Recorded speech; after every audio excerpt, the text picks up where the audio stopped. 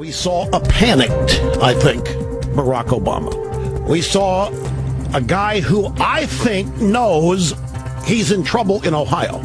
And Obama, who appeared to be the challenger, not the leader and not the incumbent. Romney owned that.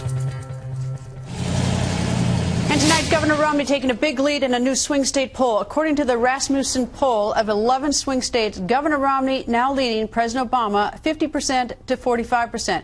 Now, that is the biggest lead either candidate has held in 3 weeks. The poll, though, was completed before the end of last night's debate. Former Alaska Governor Sarah Palin joins us. Good evening, Governor.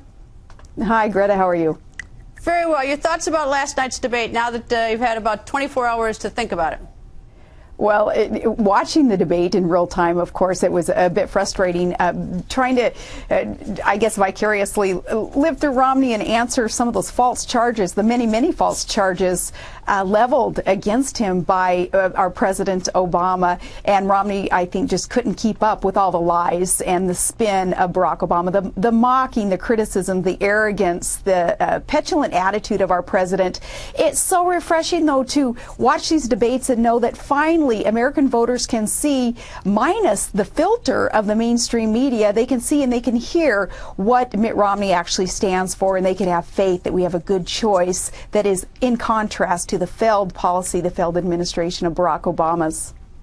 Well, many people in the Republican Party, though, they were burning up my email account last night during the debate and also during our late show. They were complaining that Governor Romney didn't challenge President Obama on the Libya situation. It was rather sort of a gentle passing, and everybody moved on. Your thought about that?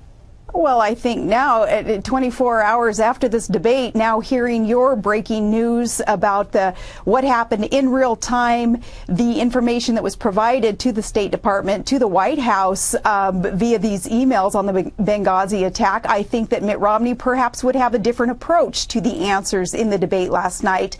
Why is it, Greta, that it's Fox News that has to break this news that on September 11th, those weeks ago, that our State Department did know in real time, 300 to 400 Obama administration officials knew that this Benghazi attack was a terrorist attack, and yet they went out there and they lied to the American people for weeks on end. Now, these 300 to 400 people in the Obama administration who received these emails in real time, knowing that this was an attack, they're friends with people in the mainstream media. They party with these people in the mainstream media. And it's not the mainstream media who's busting out the story, the truth on this. They've protected Barack Obama and his people in this administration, allowing this lie to be perpetuated, to continue for all these weeks, that this attack was due to some benign video that no one really has seen, a trailer of a video on YouTube. It's ridiculous, and I'm proud of Fox News for busting this story out anyway. Well, I should give credit. It was my colleague Chad Pergram, who was a Capitol Hill producer, who sent this, who just got these emails very late tonight and immediately emailed them to all of us. So Chad's the one who got them for us.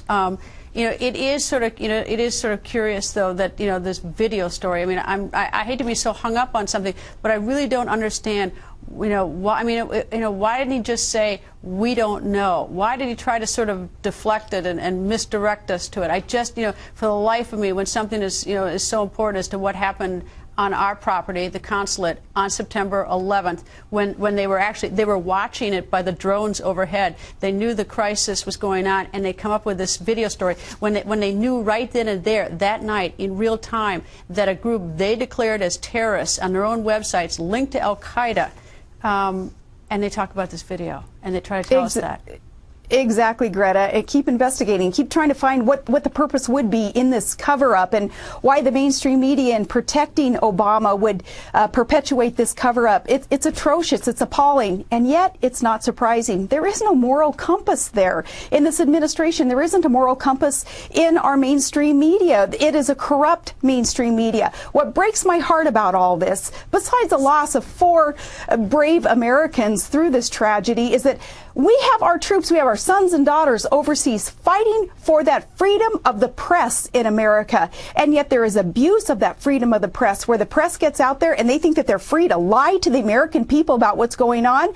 In the meantime, we have 6,000 of our troops who have lost their lives in Iraq and Afghanistan in these recent years, fighting to protect the freedoms here in America, our First Amendment rights. And it absolutely breaks my heart. Perhaps I'm the wrong person to ask to comment on such an issue when I have loved ones over there in war zones. And Greta, I just think it's absolutely appalling. This, more than anything else in the Obama administration, that they tried to pull the wool over the American public eyes until these emails came out tonight, trying to pretend like it was something other than what the facts show that it actually was in Benghazi. I wish the president would address the nation on this, because maybe I have it all wrong. I don't see it any other way, and I hate to think of our government lying to us. And it's like, because I can't figure this one, I can't figure out this video thing, and yet the evidence. I mean, I can't set it down. I mean, an email in real time. I mean. It is what it is. And if there's an explanation, I would really like to hear it from the president. I know the president was in the Oval Office that night. The vice president was there, the Secretary of Defense, and they're watching in real time. They've got drones over, and they've got phone calls. And we have 4 Americans who are literally trapped over there and either shot to death or burned to death as we're watching. And, this whole video story just simply is beyond me. But Greta, don't be surprised that this administration is capable of lying. Look at what Barack Obama even said last night. I mean, tip of the iceberg, the lies that he was throwing out there at Romney. He tried to claim that sequestration was just a proposal. It's a law. He says that sequestration ain't going to happen. Is he going to ignore the law that he signed? Is he going to ignore the Constitution and the people's will via their...